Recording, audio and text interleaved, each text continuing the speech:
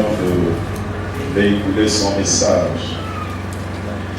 Nous allons lire ensemble dans Genèse 28, versets 11 et 12. Mais c'est le verset 12 qui nous intéresserait brièvement.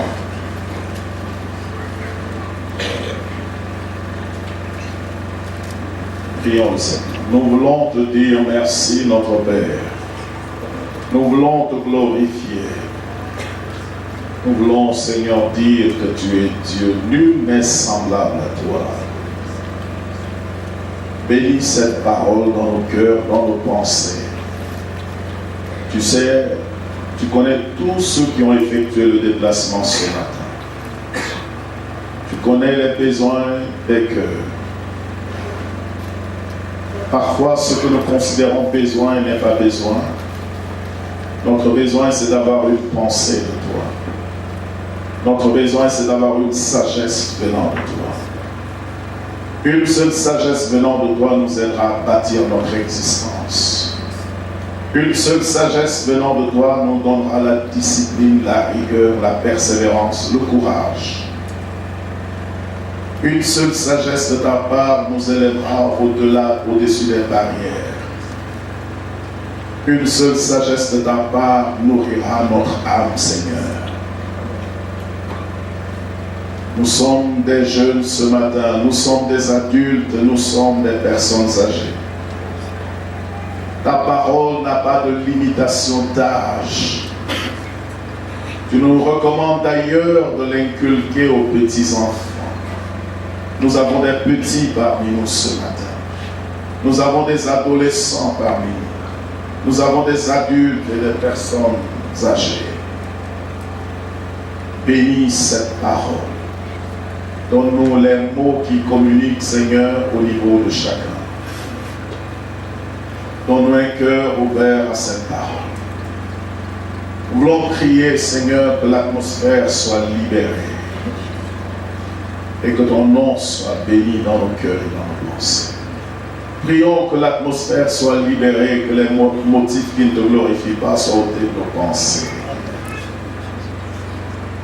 Merci. Au nom de Jésus-Christ. Amen. Gloire à Dieu.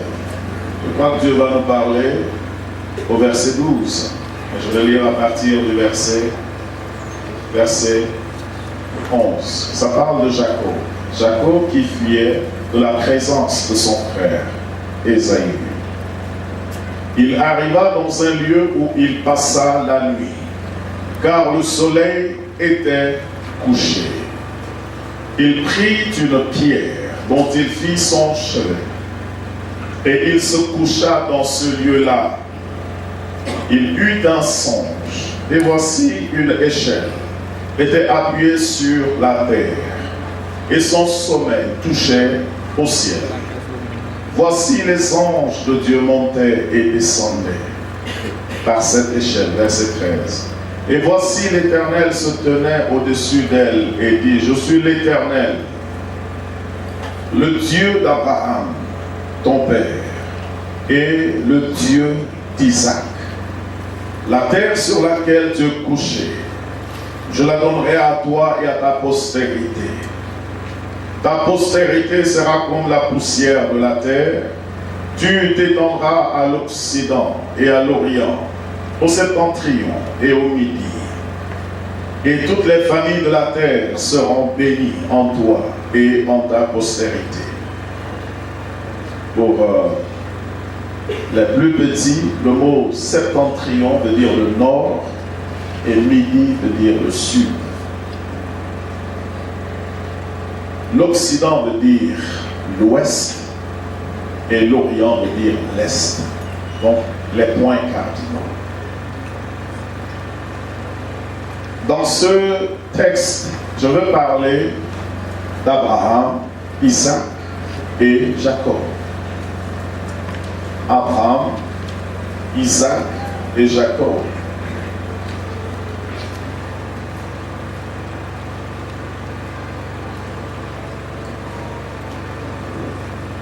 Abraham, Isaac et Jacob. Le Dieu que nous servons est un Dieu qui agit de génération en génération sans changer. Lorsque Dieu appelle une personne, Dieu voit en cette personne la personne elle-même, les enfants de cette personne, les enfants des enfants de cette personne. Lorsque Dieu vous sauve, ce n'est pas seulement vous qu'il sauve, mais c'est vous, tous ceux qui sont en vous, tous ceux qui seront en ceux qui sont en vous. De sorte que lorsque Dieu infiltre l'histoire d'une personne, c'est l'histoire de toute une nation que Dieu infiltre. C'est à partir d'Abraham que nous aurons la nation d'Israël. Mais Dieu va faire cette chose, cette sagesse de Dieu. Dieu avait en vue la nation d'Israël, son peuple sur la terre. Mais Dieu voyait cette nation par un seul instrument qui était ou bien qui fut Abraham. Donc quand Dieu voyait Abraham, il ne voyait pas seulement Abraham, mais il voyait toute la génération, toute la lignée, les descendants d'Abraham. Au point où quand il avait appelé Abraham, Abraham et sa femme avaient des difficultés d'avoir un enfant. La difficulté, certainement, cette difficulté gynécologique venait certainement de ça. Ce n'est pas dans tous les cas que ça vient d'une femme. Mais dans le cas d'Abraham, nous pouvons dire pour sûr que cette difficulté venait de son épouse. Parce que lorsque, par erreur ou bien par faute, il était parti avec Agar, il avait conçu, il avait eu Ismaël. Donc Dieu voyait, il avait eu Ismaël. Mais Dieu ne voyait pas en Ismaël la nation qu'il avait vue au départ. Dieu voyait Abraham et sa femme ayant des difficultés gynécologiques pour produire. Dieu voyait déjà Isaac venir et les autres, Jacob, et ainsi de suite. Donc lorsque Dieu te voit, tu es totalement transparent à lui. Et le fardeau que Dieu a pour toi, pourquoi il t'enseigne la sagesse et il veut que tu sois sage, c'est simplement parce que tu as en toi-même toute une nation, toute une suite, toute une génération, que lorsqu'une erreur provient de toi, c'est toute cette partie invisible de toi qui est endommagée, qui est mise en péril, et c'est ça en fait qui fait énormément mal à Dieu lorsque nous sommes inconscients à ses avertissements ou bien à son enseignement d'aller de l'avant. Donc tu dois te voir comme toute une nation, comme toute une lignée, comme tout un peuple à l'intérieur de toi-même. Lorsque Dieu voit une personne et l'appelle, il se peut que la provision de Dieu dans la vie de la première personne ne soit pas aussi énorme comme on le pense. Abraham avait beaucoup de richesses, bien sûr, mais ce qui ferait de lui une nation, c'est là la plus grande richesse d'Abraham. Ce qui ferait d'Abraham une grande nation est, ou bien devrait être, le nombre de ses enfants.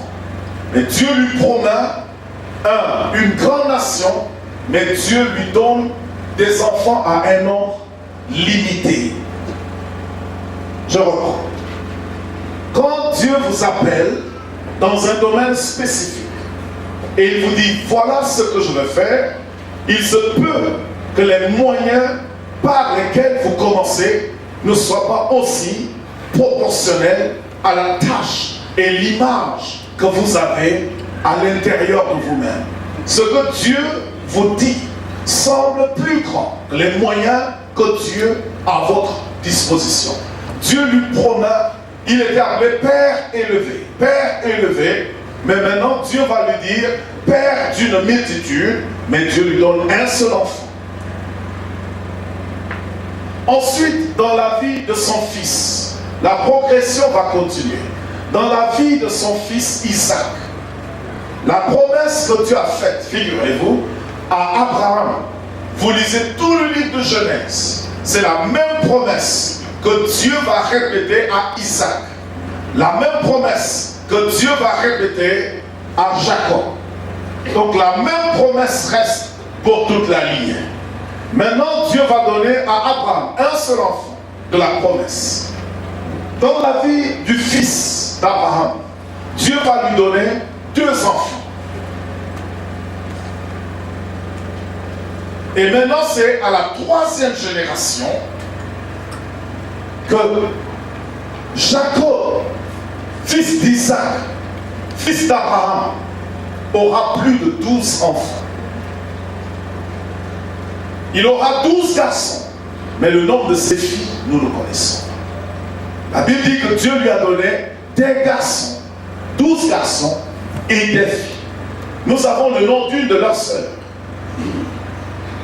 Dina. C'est l'une des sœurs de Joseph ou bien des autres enfants de Jacob. La progression étant là. Donc, Dieu vous fait une promesse. Je disais au culte du soir que ce n'est pas le nombre d'enfants que vous avez qui compte, mais c'est le genre d'enfants que vous avez qui compte. Je reprends. Ce n'est pas le nombre d'enfants qui compte, mais c'est le genre d'enfant que j'ai qui compte. Quel genre d'enfant vous êtes? Vous faites partie du nombre des enfants de terre, ou bien vous êtes un genre d'enfant spécifique.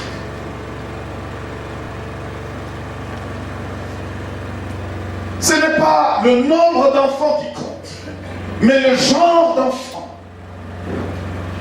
la qualité d'enfant que vous avez. Et chacun doit chercher à être un enfant de qualité, pas un enfant de quantité. Beaucoup ont eu plusieurs enfants et ils ont envie de se suicider à cause du comportement de ces enfants. Dieu a beaucoup d'enfants, mais qu'est-ce que nous montrons à Dieu? Quel comportement et caractère nous montrons pour témoigner que nous sommes enfants de Dieu? Et dans la vie de ces patriarches, de ces 3, Abraham, Isaac et Jacob, Dieu est un Dieu de génération. Dans chaque génération, Dieu cherche. Ce n'est pas que Dieu se choisisse d'avance des gens sur qui il peut compter, mais il cherche dans chaque génération une qualité d'enfant, une sorte d'être humain sur qui il peut compter. Dieu est un Dieu de génération. Il ne se choisit pas des gens de manière prédéterminée dans une génération, mais il cherche dans une génération des gens sur lesquels il peut compter. Parce que si l'on trouve un, c'est assez suffisant, parce qu'il est un Dieu de multiplication. Si Dieu en choisit un, il utilisera un seul pour transformer des millions et des millions de personnes. Dieu cherchait dans le monde, il n'en a pas trouvé, mais finalement son fils s'est présenté, d'un seul qu'il était. Voici aujourd'hui nous sommes des milliards. L'église, le corps de Christ, je ne parle pas de l'église, le nombre des croyants vivants. L'église, le corps de Christ, c'est l'ensemble de ceux qui croient en l'ensemble des vrais croyants. L'ensemble de ceux qui mettent totalement leur confiance en Dieu, qui sont vivants et qui sont déjà morts. C'est ça l'église pour laquelle Jésus reviendra. Ceux qui sont déjà morts, ceux qui sont vivants, c'est ça l'église. Christ est venu un seul. Et de lui, Dieu a produit ce qu'il a. Christ est venu un seul. Mais il s'est choisi lui maintenant 12. De 12, il va à 70. De 70, il va à 500. Et ainsi de suite. Dans chaque génération, Dieu cherche un certain nombre de personnes. Prenez la vie comme une roue. Prenez la vie comme une roue de votre bicyclette, de votre moto, de votre voiture. Marquez Abraham quelque part. Faites un tiret qui va ensemble. Ou bien une flèche. Abraham, c'est le point de départ. Mettez Isaac et ensuite mettez Jacob. Et vous saurez comment Dieu agit. Lorsque la roue tourne, lorsque la roue tourne, au départ, ce fut Abraham. Ce fut Abraham qui était au temple. Abraham était au temple. Mais la roue de Dieu ne s'arrête pas avec une personne. La roue de Dieu continue de tourner. Donc à l'époque d'Abraham, pendant la génération d'Abraham, c'était Abraham que Dieu a retrouvé dans Genèse chapitre 11. À l'époque d'Abraham, c'était Abraham. Après la génération d'Abraham, ce fut Isaac qui était au top. La roue a tourné, c'est Isaac qui était là en relation avec Dieu. La roue a continué par tourner et Isaac aura 2 enfants. Et entre Isaac et Jacob, entre Ésaü et Jacob, Ésaü ne sera pas trouvé parmi sa génération. Il ne sera pas parmi ceux qui sont en relation quelconque avec Dieu. Dans chaque génération, Dieu cherche des hommes, Dieu cherche des femmes avec une certaine manière de vivre, des gens sur qui Dieu peut compter, des gens sur qui la société peut compter, des gens sur qui la génération peut compter. Vous verrez ces sortes de gens dans la vie, dans la Bible. Dans la Bible, le temps a progressé. Plus de 400 ans après Moïse, après Abraham, fut le temps de Moïse. Et pendant que la roue a tourné, Moïse est monté. C'était le temps de Moïse d'influencer, d'être leader. C'était son époque. Dieu a trouvé en lui. Il n'était même pas parmi le peuple de Dieu. Il était au palais chez Pharaon. Dieu l'a choisi. Et pendant que Dieu l'a choisi, Dieu lui a donné une mission spécifique. Dieu lui a dit, sors, va avec mon peuple dans le désert. Pendant qu'ils étaient dans le désert, une autre époque arrive. Vous voyez, Dieu agit avec les époques. Mais dans chaque époque, Dieu veut un certain nombre de personnes sur lesquelles compter. La tâche devenait énorme. Ne prenez pas comme si l'Église a besoin de vous pour le servir, non. Mais prenez comme si l'univers a besoin de vous en ce moment. Le pays a besoin de vous. La société a besoin de vous. Et quand le temps du besoin en ressources humaines se présenta, Dieu dit, ce fut d'abord par le conseil de la belle, du beau-père de Moïse, Jéthro, le prêtre madianite, un descendant d'Abraham aussi. Pendant qu'il était là, il observait Moïse. Et il a dit à Moïse de séparer les pouvoirs et de donner un certain nombre de pouvoirs juridiques à certaines personnes dignes de confiance. Et l'époque s'est présentée où on avait besoin des gens dignes de confiance. L'époque s'est présentée où on avait besoin des gens dignes de confiance, des gens respectés dans leur tribu, des gens ayant une bonne conduite dans leur tribu. Il n'y a jamais, si vous faites un test de conduite, ou bien vous faites un test écrit de conduite, des gens de mauvaise conduite vont remporter le test. Parce qu'intellectuellement, ils peuvent avoir la connaissance. Qu'est-ce que quelqu'un doit faire pour être discipliné, ordonné dans la vie? Vous allez trouver que des gens qui n'ont même pas une bonne conduite vont remporter le prix. Parce qu'intellectuellement, ils en ont. Mais dans le domaine de comportement, dans le domaine pratique, dans le domaine de la vie, vous allez voir qu'ils ne vivent pas en accord avec ce qu'ils ont remporté, compris sur le papier. Donc quand on a besoin des gens honnêtes, ce n'est pas en ce moment que la personne doit être honnête. La vie tourne, et au fur et à mesure que ça tourne, les gens nous observent et la vie nous observe.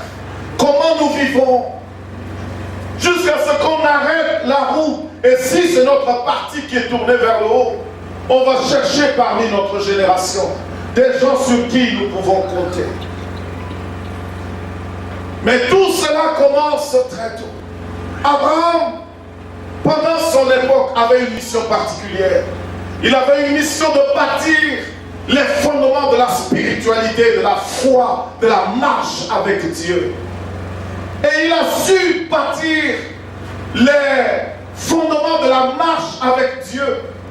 Et le plus grand test qui va faire de lui l'ami de Dieu, Dieu va lui demander de lui prouver s'il aime plus qu'il n'aime son propre fils. Et Abraham aimait Dieu à tel point qu'il a posé les jalons que rien ne se poserait entre lui et Dieu, même si c'est son fils, même si c'est sa fille. Il ne va pas tuer sa fille physiquement comme cela, mais s'il doit décider quelque chose qui va non dans l'intérêt de son enfant, mais dans l'intérêt de Dieu, il déciderait ce qui irait dans l'intérêt de Dieu. Jésus va expliquer cela et dire, si quelqu'un aime son père, sa mère ou son entourage, plus que lui, il n'est pas digne de lui. Abraham va poser les jalons de la foi. Chaque génération a une responsabilité de Dieu. Et quand Abraham a posé les jalons de la marche avec Dieu, ça ne veut pas dire qu'il n'avait pas eu des moments d'hésitation ou des erreurs dans sa vie. Il avait eu Agar et il avait eu le mensonge. Mais il a surpassé cela pour établir quelque chose de bien. Pendant la génération d'Abraham, c'était poser les jalons de la foi et poser les jalons du territoire que Dieu lui a donné. Ce territoire peut symboliser tout ce que vous connaissez dans la vie. Votre domaine de vocation particulière, ça peut tout symboliser. Il faisait le tour dans la terre promise et il creusait des puits. Il creusait des puits et il les laissait. Plus tard, quand l'ennemi va venir combler les puits qu'il a creusés, il a comblé, mais ça ne ressemblait pas à d'autres. Alors son fils est venu ouvrir ou bien creuser à nouveau ces trous. Et la terre était reconnue à Abraham. Le temps d'Isaac, c'est le temps, il était beaucoup plus à l'aise parce que son père a déjà creusé ou bien posé les jalons sociaux, mais il a d'abord aussi, il a bien plus posé les jalons spirituels. Isaac avait déjà quelqu'un qui lui servait de mentor, quelqu'un qui le servait de conseiller. On dit que le mentorship, pour ceux qui définissent le mentorship dans le domaine séculier, marketing et management et tout cela, ils ont leur définition. Mais selon le leadership chrétien, on dit que le mentorship, c'est-à-dire le fait que quelqu'un soit votre conseiller, quelqu'un vous guide dans un domaine, dans une vocation, pour que vous réussissiez dans une vocation, dans votre appel, dans votre profession. Les mentors sont partout. Il y a des mentors spirituels, il y a des mentors politiques. Vous prenez par exemple qui, je ne sais, mais Thabo Mbeki et peut-être Nelson Mandela, même s'il n'a pas peut-être fait comme Nelson Mandela le voudrait, il était l'élève de Nelson Mandela, ou bien Nelson Mandela portait son choix sur lui et ainsi de suite. Donc, vous avez des mentors partout dans votre domaine spécifique. Vous êtes footballeur, vous avez un mentor. Vous êtes tout ce que vous êtes. Vous devrez avoir un mentor. La Bible dit, dans la multitude des conseillers, il y a la vie. Alors, la définition du mentorship dans le domaine chrétien, dans le domaine du leadership chrétien, on dit le mentorship, c'est regarder à travers l'expérience d'une autre personne. Le mentorship, c'est regarder avec les yeux ou bien à travers l'expérience d'une personne. Votre mentor, c'est quelqu'un qui a une expérience. Et maintenant, avec son expérience, il vient partager son expérience avec vous. Ces erreurs-là, ce qu'il aurait pu éviter. Et vous regardez avec cet œil, et ça vous permet, vous, d'éviter les erreurs que lui les avait commises. Donc si vous ne regardez pas avec l'œil de votre conseiller, vous devez, il y a des choses que le conseiller vous dira, qui agiront maintenant, qui agiront plus tard, mais ça vous sert de lit de conduite, ça vous sert de sagesse. Donc vous regardez avec l'œil de quelqu'un qui a déjà parcouru ce chemin-là. C'est pourquoi Jésus est le mentor par excellence. La Bible dit, les mêmes choses que nous vivons, nous avons un avocat qui a vécu ces choses et il sait comment nous défendre, comment nous guider. Isaac avait déjà son père qui avait posé les jalons. Ceux qui ont des pères chrétiens, vous êtes bénis. Ceux qui ont des mères chrétiens, vous êtes bénis. Nous les autres, nous n'avions pas eu de mentorship à la maison. Nous vivions comme cela. Isaac fut le patriarche qui a mené une vie trop tranquille. Très peu, il a mené une vie paisible. Socialement, il était déjà bien. Et spirituellement, il craignait Dieu. Son fils, Jacob, quelque part, va appeler Dieu la crainte d'Isaac. Il n'avait pas un nom à donner à Dieu, à Yahweh. Mais il voyait que Dieu était la crainte d'Isaac. Et en s'adressant à lui, il dit, la crainte d'Isaac. Isaac ne craignait rien. Il avait de l'argent. Il avait un héritage. La Bible dit qu'il devint fort riche. Il alla s'enrichissant, de sorte qu'il devait très riche et que la terreur de son nom se répandait sur Abimelech. Il n'avait peur de rien, il avait peur du Dieu de son père. Et son fils reconnut en cela. Je vais vous dire pourquoi Jacob va commettre plusieurs erreurs. Jacob n'était pas directement attaché à son père. Il était attaché à sa mère. Sa mère, n'étant pas forte, faisait recours à des subtilités. Et sa mère lui enseignait la subtilité de voler d'abord le droit d'aînesse par le. Il était à la cuisine tout le temps, lui. Il savait où est-ce que le dernier repas était caché. Alors que son grand frère était avec son père, qui lui enseignait la chasse, comment être un homme. Lui on lui a enseigné la malice. Jacob veut dire c'est lui qui trompe.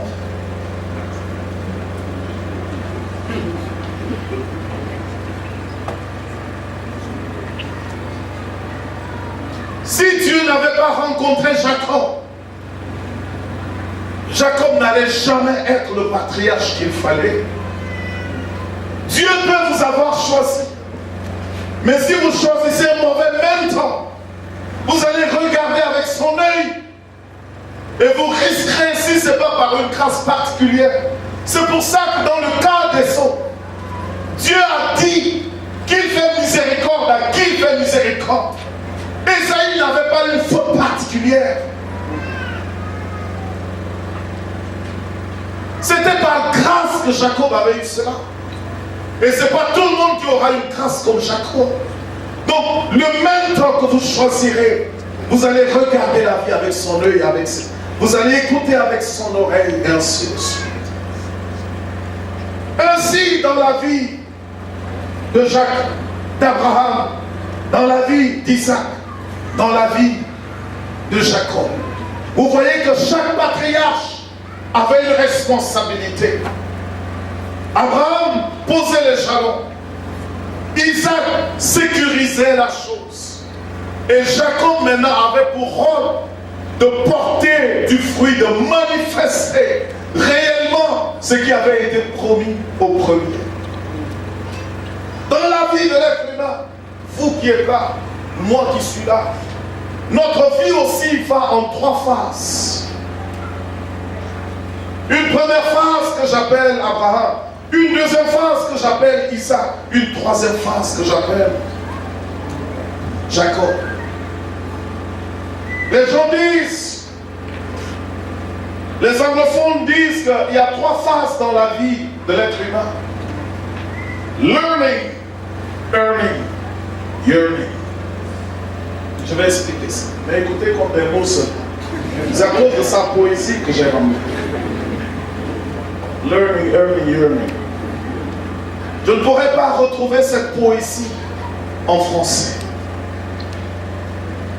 Learning, c'est l'apprentissage. La première phase de la vie, c'est l'apprentissage. Il y en a qui l'étendent de 0 ans à 30 ans. Learning, apprentissage. Il y en a qui l'étendent de 0 à 30 ans.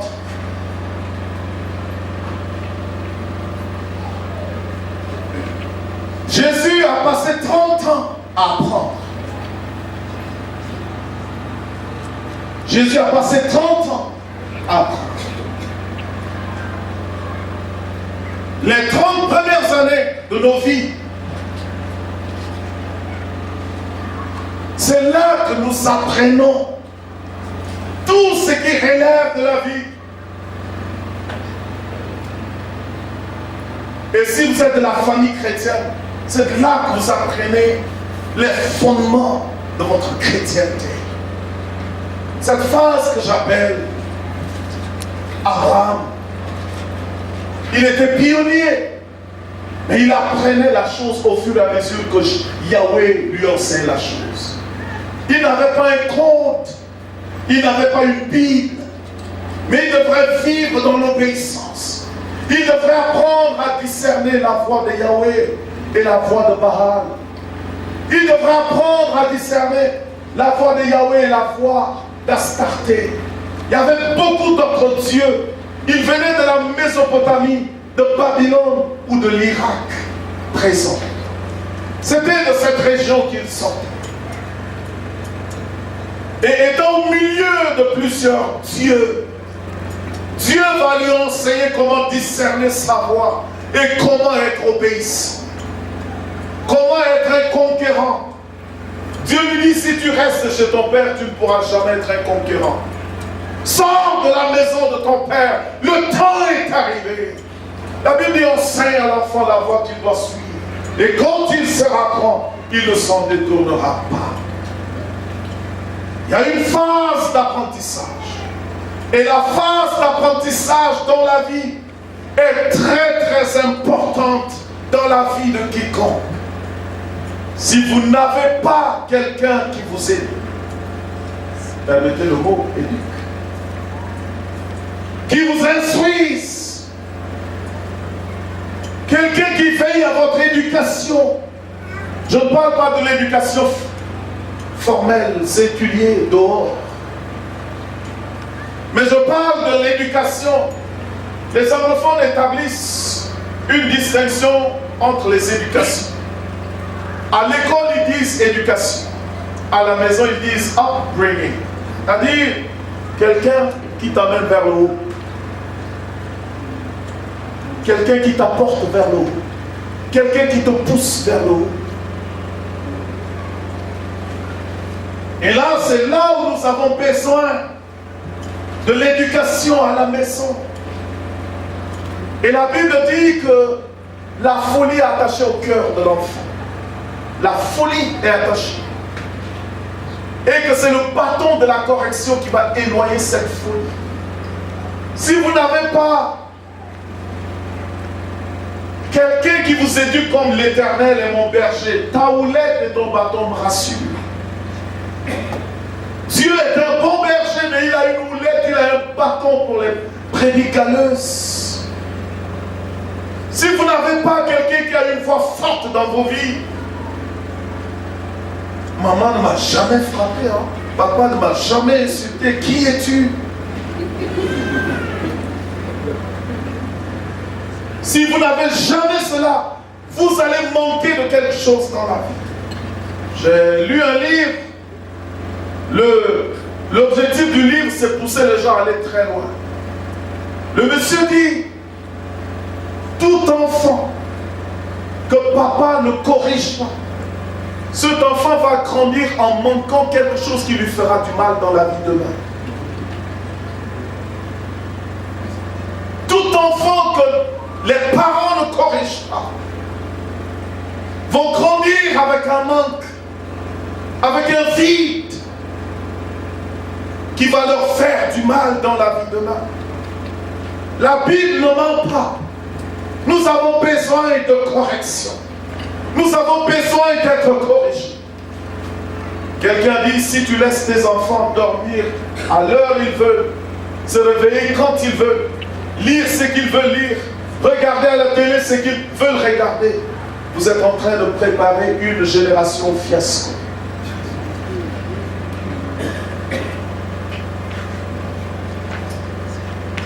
Les Blancs parfois ne permettent même pas de lundi à vendredi à leurs enfants d'avoir le téléphone. Pour nous les Africains, c'est un signe d'évolution. Le mot évolution a deux côtés. Côté positif, côté négatif. Quand l'Africain dit évolution, il regarde vers là-bas. L'évolution a deux côtés. L'évolution a deux infinis. Soit tu évolues vers le bien, soit tu évolues vers le mal. Tu ne peux pas lire tout ce que tu veux. Tu ne peux pas regarder tout ce que tu veux. Tu ne peux pas. Et réussir. Impossible. Là, beaucoup d'entre nous, moi avec vous, nous qui avons dépassé la trentaine, nous avons une vie en nous. Nous avons un manque en nous. Parce que déjà à cet âge, nous pensons que nous connaissons. Nous sommes fermés à toute autre éducation et instruction. Abraham a su apprendre de cette phase. Et cette phase, il ne faut pas qu'il y ait un avortement dans cette phase. Et nous les parents, nous devons éduquer les enfants de manière dure, de manière, quand je dis dure, de manière rigoureuse, si vous voulez. Il y a des parents qui ne frappent pas physiquement les enfants, mais ils ont leur manière de frapper les enfants. Toujours du milieu professionnel où je suis, les enfants sont habitués à des vacances. Et certains parents, quand tu produis un mauvais résultat, tu ne vas pas en vacances. Les enfants sont habitués à sortir visiter. Et quand tu te comportes mal en classe, on dit à tes parents, tu ne vas pas en vacances à Dubaï, tu ne vas pas en vacances aux États-Unis, tu ne vas pas ce samedi, tu ne sors pas, et ainsi de suite. Il y a même les dignitaires de ce pays. Parfois nous pensons qu'ils n'éduquent pas bien leurs enfants. Il y a certains dignitaires de ce pays que je me réserve de nommer. Quand les enfants se comportent mal, pendant un mois, l'enfant qui est déjà majeur, 18 ans, n'a pas droit à sortir les week-ends. Sont contrôlés. Les gens préparent une autre phase. La deuxième phase. Donc si vous n'avez personne qui veille sur vous et qui vous dise, là vous avez tort, priez Dieu qu'il vous en envoie quelqu'un. Priez Dieu que quelqu'un mette le nez dans votre affaire. Priez Dieu que quelqu'un ne vous laisse pas avoir une vie privée. Vous aurez une vie privée plus tard. La phase d'Isaac, c'est la phase earning où nous craignons. à partir de 30 ans à 50 ans. 30 ans à 50 ans. C'est là où l'éducation, toutes les phases sont reliées. Toutes les phases sont reliées. Regardez à 30 ans. C'est à 30 ans que Jésus va entrer dans son ministère. À 30 ans. Parce qu'à 30 ans, Dieu l'a maintenant suffisamment préparé. Et quand il s'est tenu, les gens étaient surpris. Parce qu'il avait eu un temps de mentorship. Où il était au pied de Joseph. La Bible dit que Joseph est quelqu'un qui craignait Dieu. Dieu n'a pas envoyé son fils chez quelqu'un qui ne craignait pas Dieu. Jésus avait une éducation divine. Même quand Joseph était offensé, il s'est senti trahi. La Bible dit comme c'est un homme de bien. Il ne voulait pas diffamer Marie. Même quand il avait raison de diffamer, même quand il avait raison d'exposer, même quand il avait raison de se venger, il s'est abstenu de se venger. C'était un homme bien. Je comprends pourquoi Jésus pouvait très bien enseigner sur le pardon. L'ange du Seigneur lui est apparu et dit, Joseph ne craint pas. Car l'enfant, Dieu, c'est un homme qui craignait Dieu. Jésus était né dans cet environnement. Et Jésus travaillait le bois avec lui. Jésus il était dans l'apprentissage. Il apprenait l'obéissance. Et il apprenait à se blesser avec le marteau et le clou pour affronter cette grande blessure finale.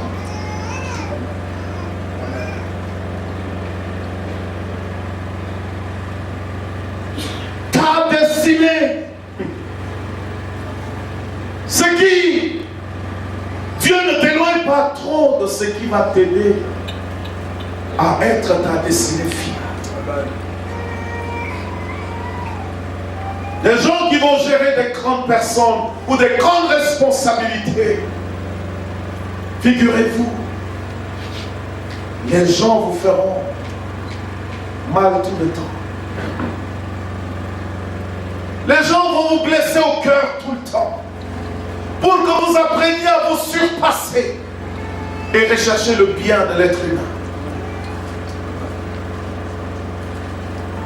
Cette phase de préparation va vous introduire dans la phase d'Isaac, où vous avez su maintenant gagner même ceux qui vous offensent et ceux qui ne vous offensent. Vous savez maintenant concilier barrières et montagnes à surmonter. Vous savez surmonter maintenant vos ennemis, vos adversaires, les mettre ensemble et en tirer grand bénéfice. C'est la période de earning, vous gagnez.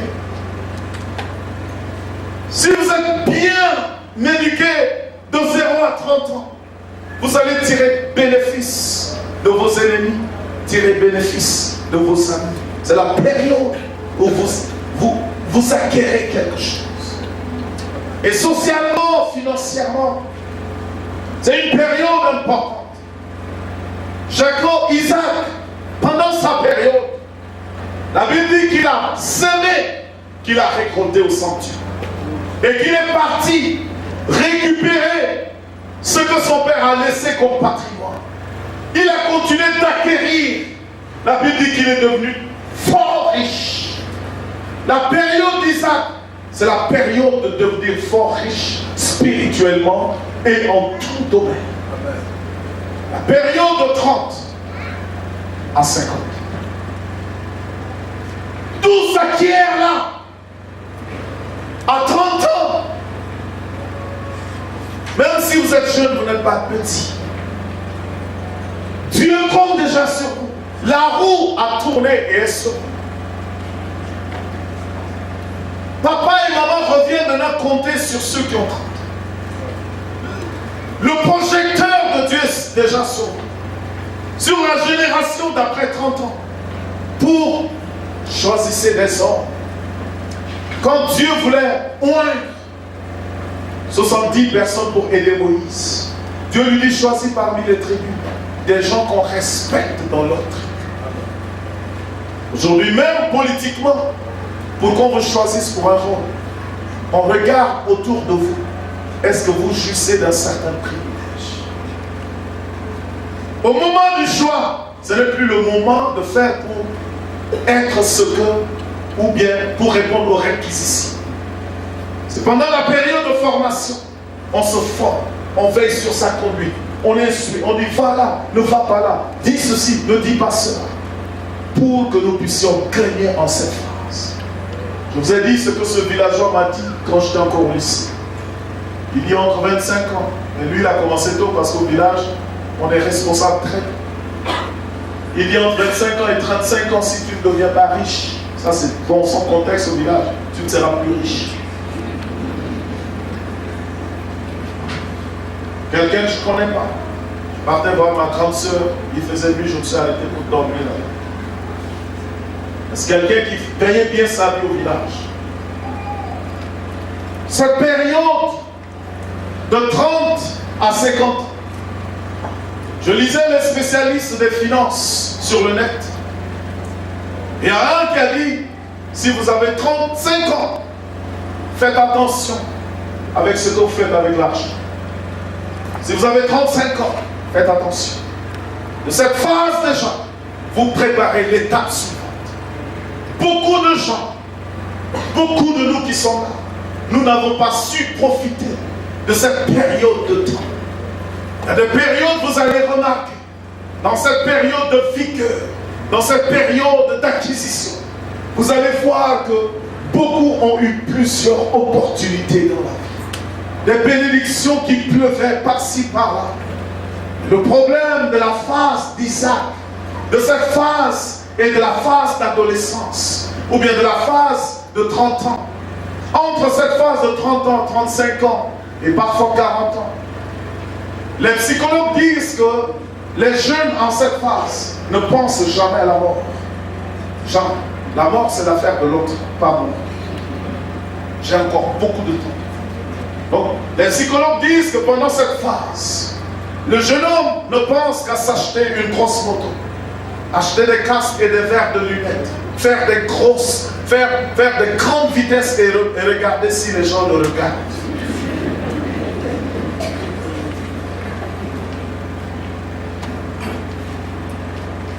Beaucoup dilapident leurs ressources physiques, leurs ressources financières et les opportunités. Quand tu as 30 ans, chaque opportunité que Dieu te donne est une dernière opportunité. Si tu as 30 ans, chaque opportunité que Dieu te donne est une dernière opportunité. Mais si tu saisis bien cette dernière opportunité, les mêmes opportunités peuvent se répéter. Mais si tu saisis mal cette opportunité, ça risque d'être la première des opportunités et la dernière des opportunités. 30 ans, on prépare déjà l'autre phase. Beaucoup de gens, c'est quand ils s'en rendent compte, ils sont en train d'aborder l'autre phase. C'est pour ça que beaucoup à 30 ans se croient très jeunes. Et Dieu, c'est l'affaire des vieux. Et quand je serai vieux, et parfois ils sont vieux sans s'en rendre compte.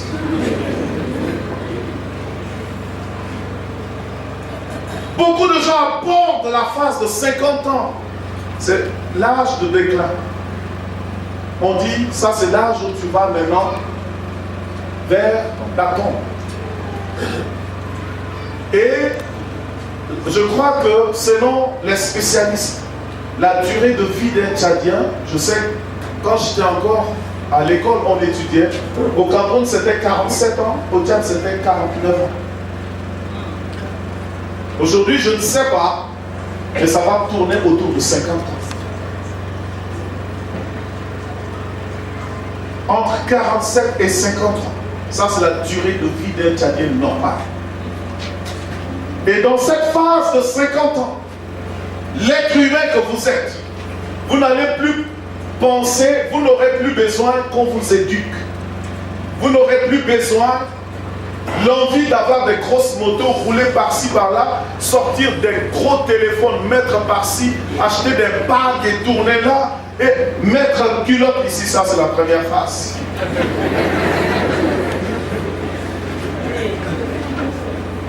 Mettre des jeans ici en bas et marcher comme...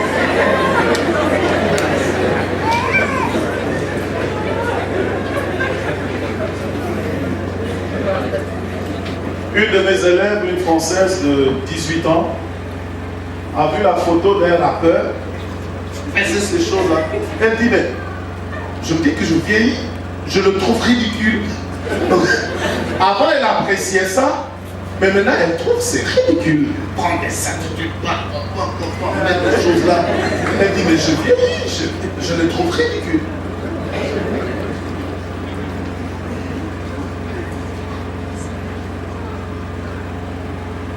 La plupart des gens abordent le troisième âge avec beaucoup de regrets. Parce qu'à partir de 50 ans, vous ne pensez plus à toutes ces choses-là. Mais vous pensez à ce que vous allez laisser après vous. C'est yearning. Quel fruit vous allez laisser après vous? C'est là que beaucoup pensent maintenant, qu'est-ce que je vais laisser aux enfants? Qu'est-ce que je vais laisser à la génération venue? Quel témoignage j'ai laissé derrière? Et en ce moment-là, si vous trouvez quelqu'un de plus de 50 ans conduit, il prend beaucoup de précautions parce qu'il se rend compte qu'il n'a pas fait beaucoup de choses. Il lui faut du temps pour réaliser des choses qu'il n'a pas réalisées.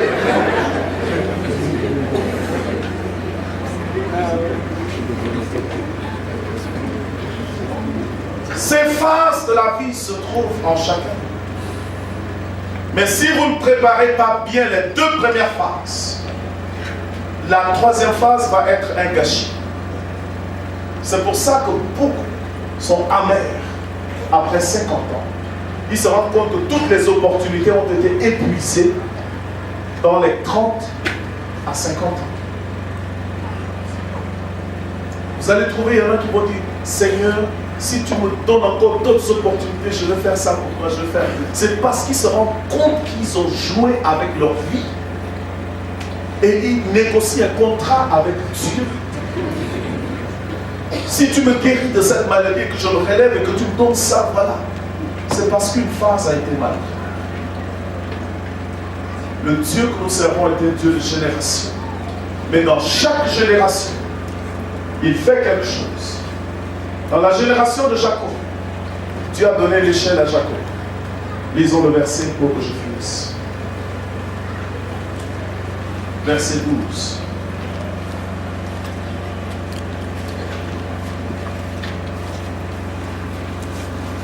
Il eut un songe,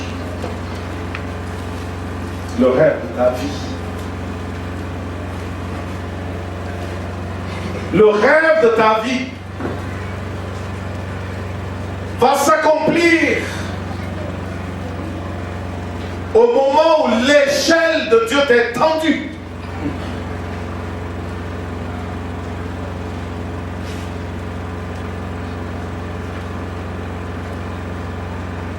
Dans chaque époque, Dieu tend son échelle à une génération.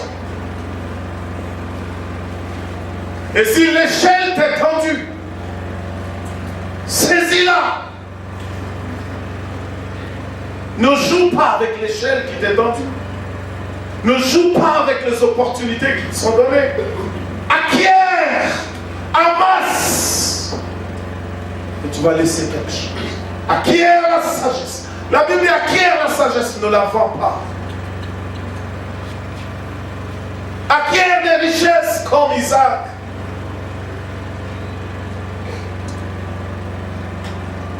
Il eut un songe. Et voici une échelle était appuyée sur la terre. Et son sommet touchait au ciel. quand c'est ton époque, ne laisse rien d'autre être ta limite que le ciel. Grimpe aussi haut que tu peux grimper. Amasse aussi haut que tu peux amasser. Un temps viendra où tu voudras faire du bien. Tu voudras faire ceci. Tu voudras faire cela. Mais si dans la deuxième phase, tu ne fais pas cela, tu ne pourras pas.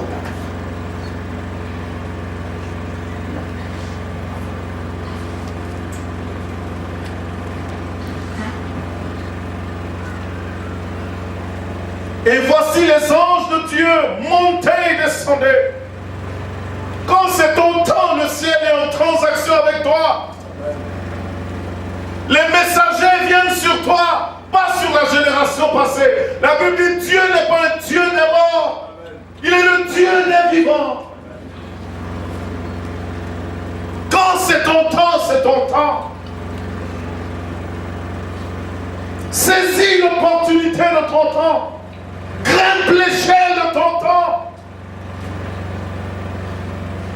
Parmi ta génération, monte aussi haut que possible. Pourvu que tu prennes conscience.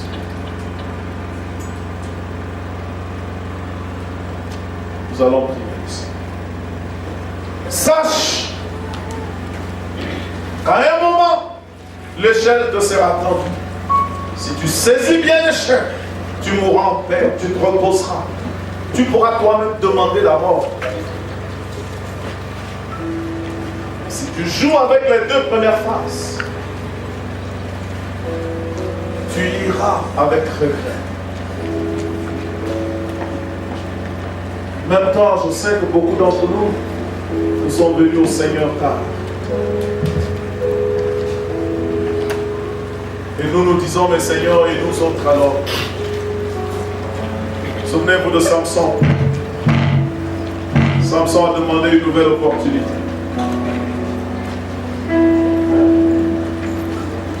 Il a dit, Seigneur, cette fois-ci. Le Seigneur, la Bible dit que le dégât, il a tué les Philistins ce jour-là, plus qu'il n'en a tué de toute sa vie auparavant. Sa mission, c'était de tuer les Philistins. Et il a su le faire. Il a rattrapé le temps. Toi aussi, ta vocation, si tu es venu au Seigneur tard comme nous autres, dis-lui et nous autres, fais une faveur. Si le Seigneur te fait une faveur, amasse, crains. Alors que les autres vont commenter comment tu crains, comment tu montes, continue de grimper et de monter. Quand tu seras au top, au sommet. La version en anglais dit au top du ciel. Dieu te tend une échelle à un moment de ta vie. Vous allez voir, voilà quand le Seigneur m'a donné de prêcher le message. J'enseigne à Goro et puis peu, le Seigneur a fait résonner dans ma tête que chaque génération vient et la lumière de Dieu lui sur chaque génération. Vous allez voir, un temps c'était la génération de vos pères, de papa, nous qui avons un certain âge. Après, c'est la génération de nos grands frères. Quand il y a des choses, des décisions à prendre, c'est les grands qui discutent et tout. Et aujourd'hui, nous autres, on se retrouve en train d'être invités à des décisions. Auparavant, on n'était pas invités à ces décisions. L'échelle de Dieu et la roue de Dieu tournent. Et chaque génération a sa part. Il y en a qui ont raté quelque temps, mais la roue n'a pas totalement tourné. Il y a encore des petites opportunités qui nous restent. Nous devons saisir cela et ne plus jouer avec le reste du temps. La Bible dit rachetez le temps, car les jours sont mauvais. Et non, nous devons en présence de Dieu. Tu sais dans quelle phase Dieu est. Si le temps est passé avant que tu viennes au Seigneur, parle-lui comme Samson.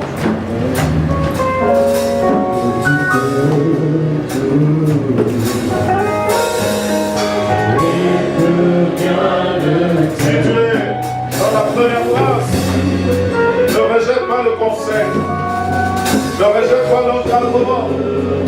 Prie au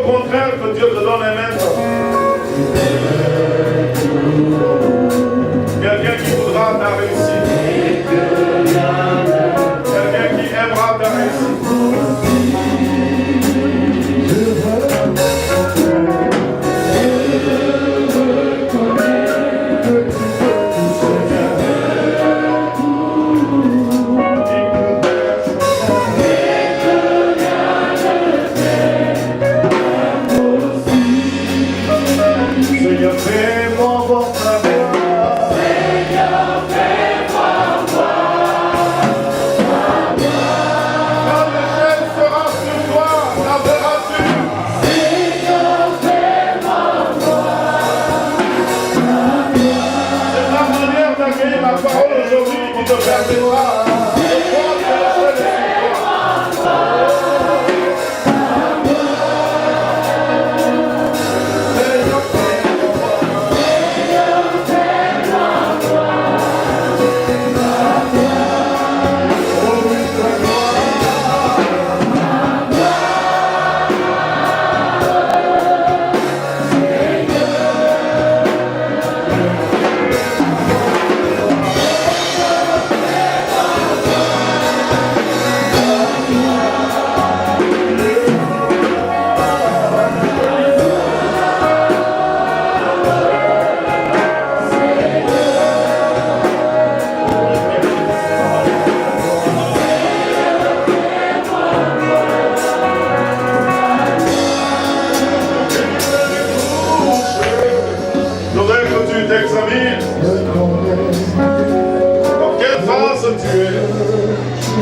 si tu es dans la première phase, la génération d'Abraham, tu dois jeter les jalons de ta foi ou bien les jalons de ta vie.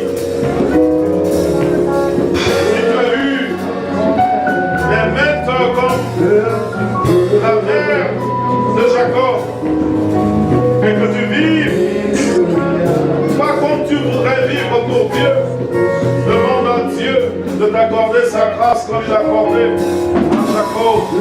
Sa faveur l'a touché. Que le Seigneur t'accorde une faveur et que le Seigneur puisse recadrer ta vie. Que le Seigneur puisse t'aider à recadrer ta vie. Que le Seigneur t'enseigne à discerner les choses qui sont nécessaires dans la vie, les choses qui sont essentielles pour que tu ne rates pas. Que Dieu t'enseigne à vivre comme il voudrait que tu vives, pour que lorsque l'échelle descendra sur toi, il te trouve toi aussi.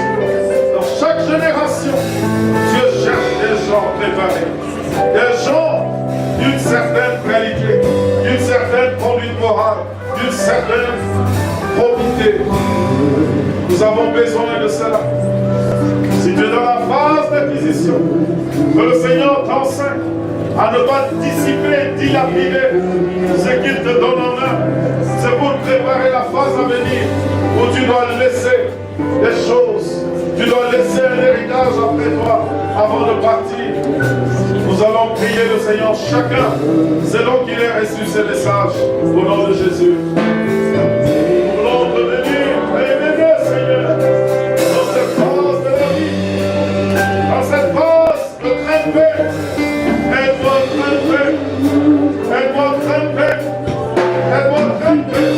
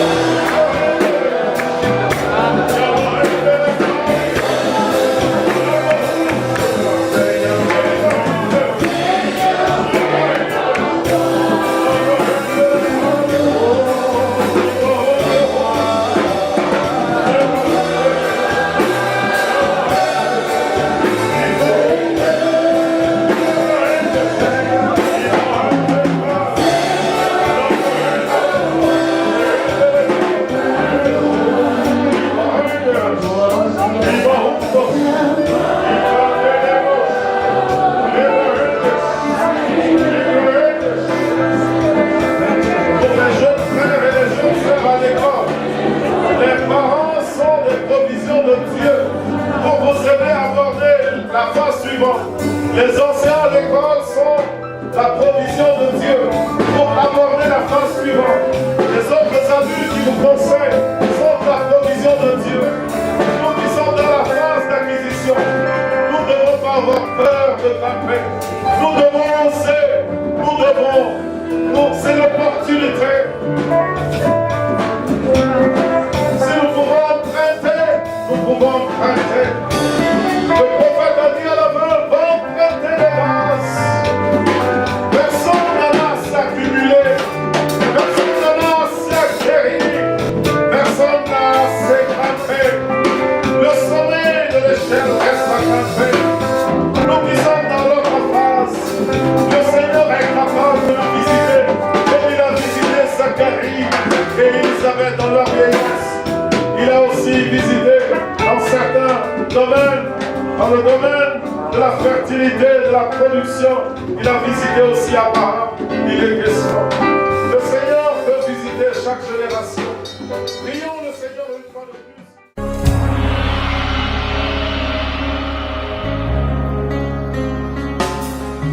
Tous les anges de sa sainteté,